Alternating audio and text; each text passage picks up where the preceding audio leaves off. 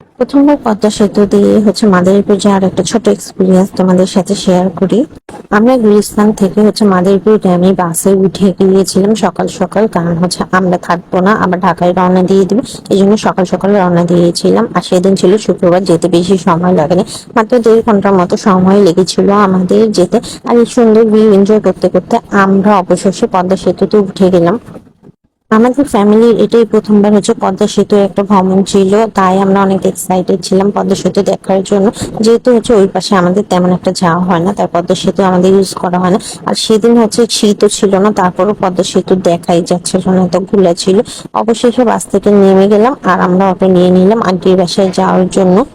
প্রথমে আমরা বাজারে চলে এসেছিলাম টুকটাক কিছু কেনার জন্য।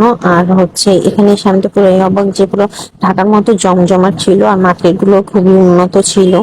আর বাজারে এই মিষ্টির দোকান থেকে আমরা মিষ্টি কিনে নিলাম আন্টির বাসার জন্য। এখানে মিষ্টিটা না অনেক মজার ছিল, আমরা যাওয়ার সময় ঢাকাতেও নিয়ে গিয়েছিলাম। আর এটা আমার কাছে ভালো লেগেছে, গ্রামের মিষ্টিগুলো আসলে মজাই হয়। আমরা এখানে ছানা তারপর দই ট্রাই করেছিলাম, যেহেতু আমি এত মিষ্টি পছন্দ করি না, আর তাদের দইটাও অনেক মজার ছিল। খাওয়া দাওয়া শেষ করে এই তো আমরা আন্টির বাসায় চলে আসলাম, এবং তারা আমাদেরকে আবার মিষ্টি আর সেমাই খেতে দিয়েছিল।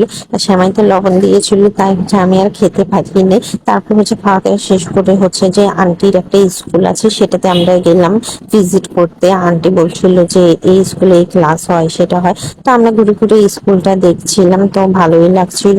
স্কুল ঘুরে শেষ করে আমরা আবার বাসায় চলে আসলাম, আর রান্নার প্রস্তুতি চলছিল বাসায়।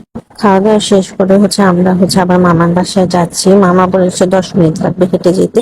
হাঁটতে হাঁটতে পা ব্যথা হয়ে গেছে, কিন্তু বাসা আর যাই না, 1.5 ঘন্টার মতো সময় লেগেছে। কিন্তু এখানে কোনো বাস নেই দেখে হাঁটতে কোনো অসুবিধা হয়নি। মামার বাসা দেখে আমরা তারপর মামার যে বাগানগুলো ছিল সেগুলো একটু দেখলাম। তারপর আমরা আবার আন্টির বাসায় চলে গেলাম। আর আন্টির বাসায় গিয়ে নাস্তা করে আমরা ঢাকার উদ্দেশ্যে রওনা দিয়ে দিলাম। আবার পদ্মা সেতু দেখতে দেখতে আমরা ঢাকায় চলে আসলাম। আর আজকের ভিডিওটি এই পর্যন্ত। ভিডিওটি ভালো লাগলে অবশ্যই শেয়ার দিবেন, থ্যাংক ইউ। আর অবশ্যই আমার পেজটিতে লাইক দিবেন।